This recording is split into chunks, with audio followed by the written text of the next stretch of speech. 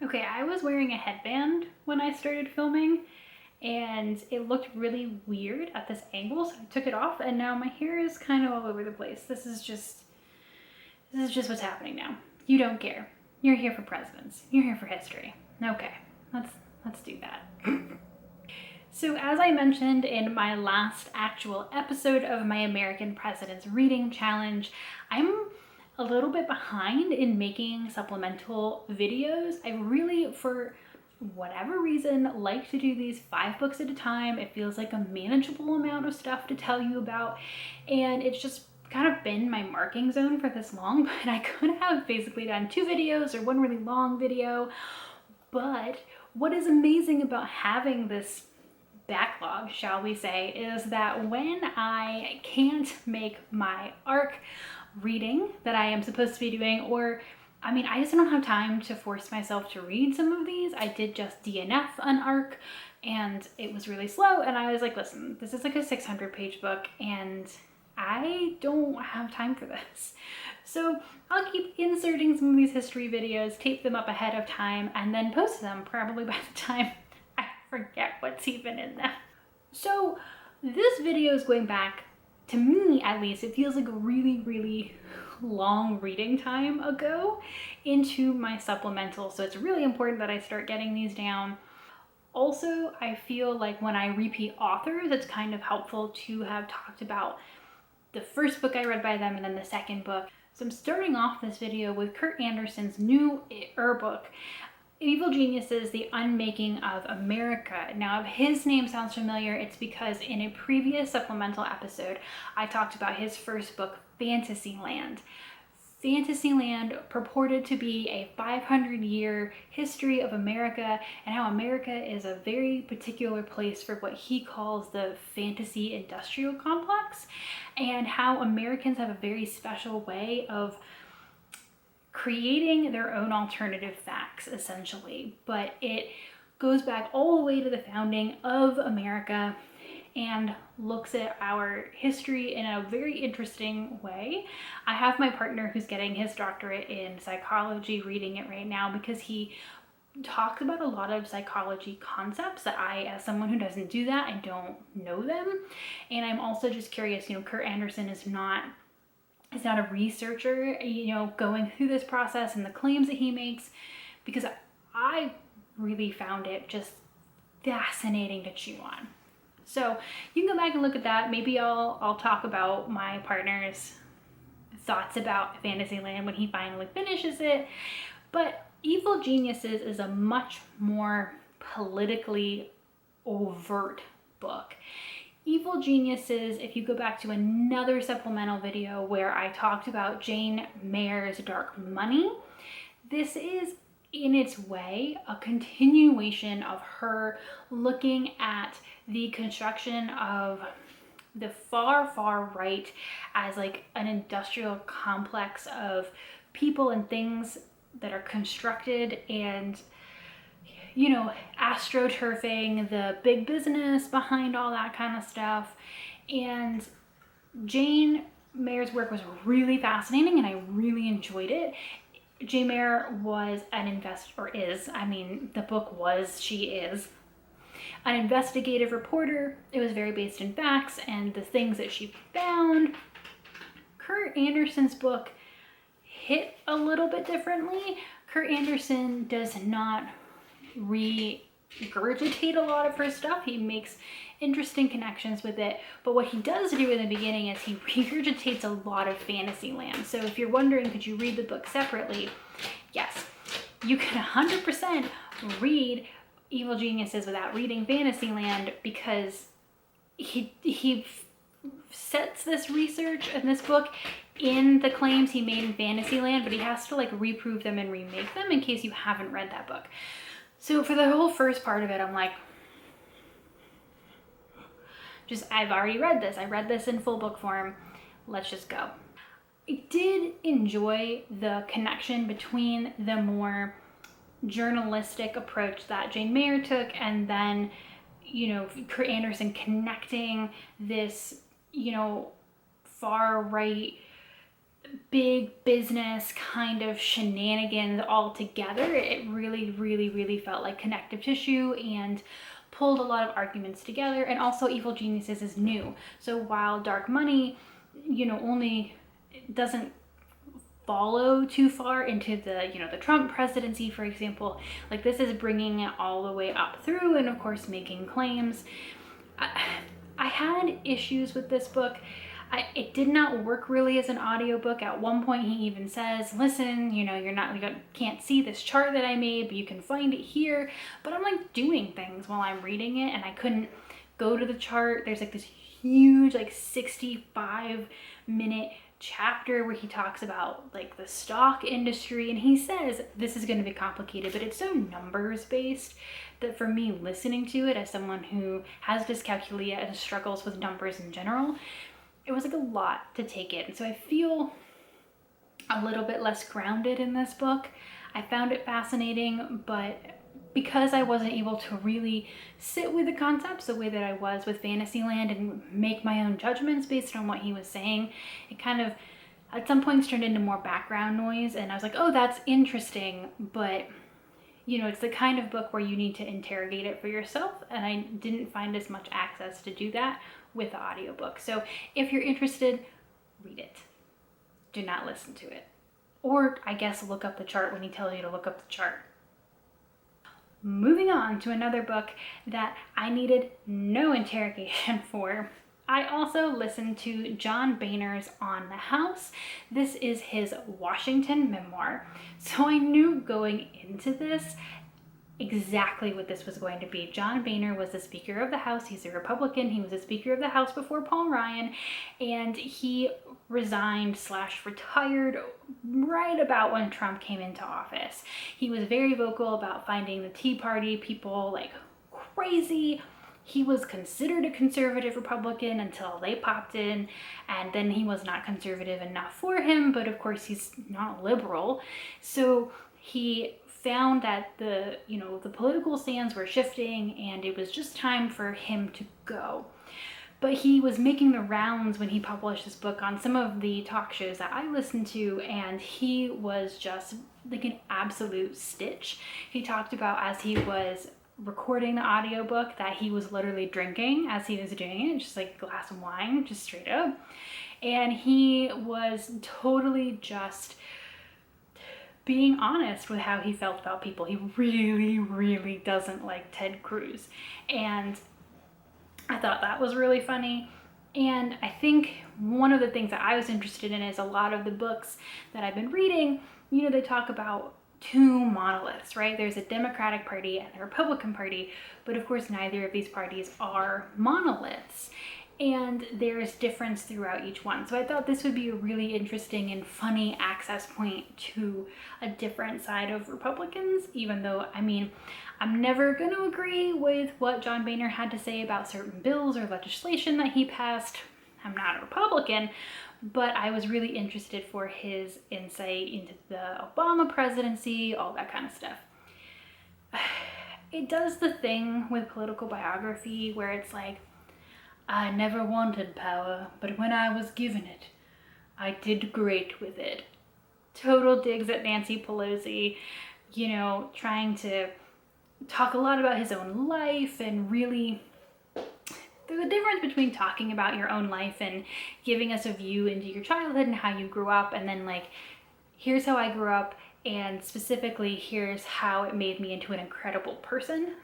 I don't think any of us necessarily truly believe that as we're growing up, every single thing helped to make us a perfect person.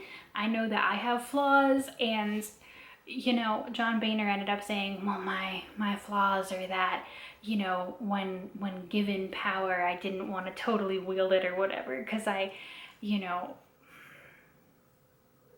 was Speaker of the House. If you go into politics, there is a certain amount of power that you are seeking. Please do not tell me you have never sought power. I don't care what party you're from. Don't do that. The actual parts of it dealing with Washington, the parts that I thought would be the most interesting, are honestly the smallest part of the book. So it was kind of like a background noise kind of thing was quite funny, but enough of it ended up feeling a little bit too self-serving. So, I mean, it's not a waste of your time, but it is a political biography. It is what it is, and there is a reason why I don't listen or read a lot of political autobiography, because they're all going to be a little bit like this. That's what they are. So, jumping like a huge way away, I mentioned in my road trip reading list that I was listening to These Honor Dead, How the Story of Gettysburg Shaped American Memory by Thomas Desjardins. I wasn't sure whether or not I was really going to include this book in my American Presidents series, but I think it felt incredibly relevant to this project because this is not a history of Gettysburg. It's not a history of the war. It's not a biography of the people. It's not, here's what happened during this battle. What it is after the battle, the political machinations and the reasonings behind many things like the statues, the plaques, the histories that were written, why those histories were written, the ways that people involved in those stories did or did not use them for political or powerful gains, the people involved in crafting this narrative, and history is written by the victors, right? And how we shape our history is honestly like the key thing that I'm hoping to look at, and I have been looking at while reading these books. And this was just a really interesting microcosm of how the history of one specific event was written. And so while there's not like a super president connection, it just felt like this is what I want more of. Like, this is what I want to see and read about and think about and chew on. So I really enjoyed it. I am not a huge Gettysburg person. I've not watched the movie. I've not sat and read the text of every single one of the monuments. I've not pored over maps of the battlefield. So I might be not the best person to be able to interrogate the veracity of what Thomas Desjardins is saying. I have potentially given it off to my brother, who's is kind of like a scholar of military war things, to see if he thinks that it's like a legit analysis of some of these things. But it was the bigger things about how we craft a historical narrative and who writes these narratives and why that I was most interested in. So I really enjoyed that. Moving on to Necessary Trouble, Americans in Revolt by Sarah Jaffe.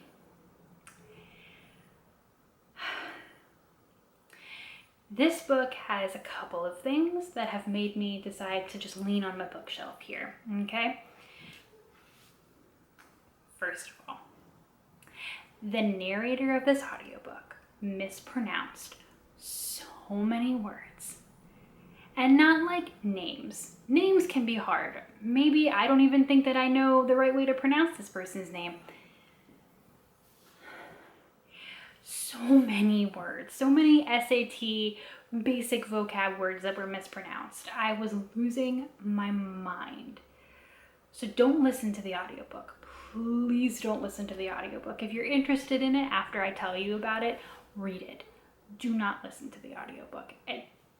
My soul. Moving on. Necessary Trouble purports to be a story about all of the political revolutions in America, essentially 2008 to 2016. Not that they stopped in 2016, but that was when the book was published. So it purports to even-handedly look at the Tea Party versus Occupy Wall Street, Black Lives Matter, looking at both sides of the aisle, how different grassroots political, revolts really have come up and through, starting in the or after the crash of 2008, and how different people responded to that and how they grew into other movements. I have been honest that I am a Democrat. I'm not a Republican, but when you say in your book that it is an even-handed look at both, I am assuming that the book will end up being written in some attempt at impartiality. No book is impartial. Every author has an agenda and every author has their own belief system. But I would like you to state that up front. What drives me nuts is that this book claims to do that. It does give the Tea Party a large amount of space, does treat, doesn't say, oh, these crazy people, like it treats it as a legitimate movement, as it is and was. But by the end, it really comes out strong for Bernie Sanders style socialism and how those movements are the best and how socialism is the only way to go. My political feelings aside, this book clearly by the end has a political agenda, which I would have been interested in knowing about up front, because that then colors how all of these other movements have been described. And it went hard there at the end. And I was like, okay. This just took a left turn into a left turn. That wasn't even intentional. It took a hard left turn. I love when books come out and say, these are my political views, this is my agenda. It makes it much easier for me to interrogate the book. I do not like when you tell me that it's going to be even-handed and then at the end there is a clear political message. Don't do it. I don't like it. I don't like that you couldn't say words. I mean, I can't either, but this is a professional audiobook production. Anyway, I would like a book like Necessary Trouble that does go over some of these newer movements, how they started, where they came from, who was leading them, what their purposes were, because this is all stuff that is very important to today, but it was slightly outside of my political consciousness. And so moving forward, it's just been a slow realization to what these movements are. So I need this book, but different. That's what I need. Last but not least, we're going to talk about Zero Fail, The Rise and Fall of the Secret Service by Carol Leonig. Leonig? I don't know how you say that. This book crossed my radar because it was making itself known on some of the talk shows that I watch, and they were making it into a little bit of a joke. And I went and looked it up because I purchase history books for my library. So if there's a book that's possibly going to be history in what's called the 900s in the Dewey Decimal System, and it's making the rounds on talk shows, I need to know about it because I might be responsible for purchasing it for my library's collection, and I need to be able to look at it. I ended up listening to it because as I read more about the book, the Secret Service are on the periphery of almost every single book on a president that I've read, but I know nothing about how the Secret Service works, or worked, or where it came from, or how it got started, how it operates, what their duties actually are. And these are men and women who, potentially are willing to lay down their life so that our democracy can continue to save the life of the president. They have failed in the past. They have been involved in scandal. And I think all of a sudden I just thought, well, I don't know any of this. And this book does span from the start of the Secret Service all the way up to the Trump/Biden White Houses. Like, Biden's like this much. It was published not that long ago, so there's really not all that much on Biden to say, but that's, the length of this. And this was wild. Like, I haven't seen too many people talking about it since, but it seems like something that maybe we should be cognizant of. It's not about the president, it's not about the politics. This is about a organization that is in charge of the safety of the president,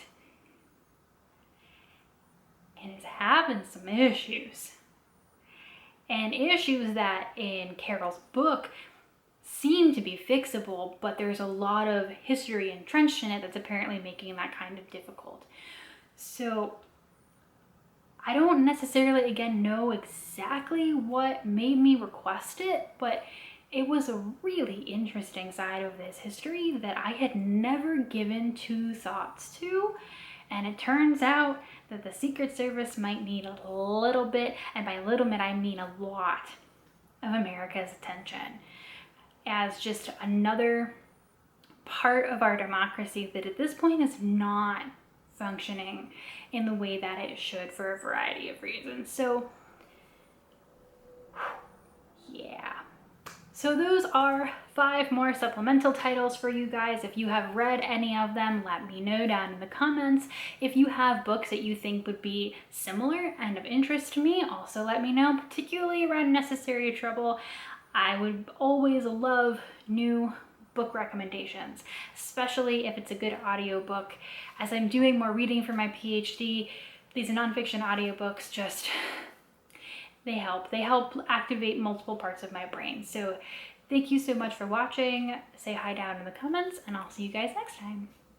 Bye.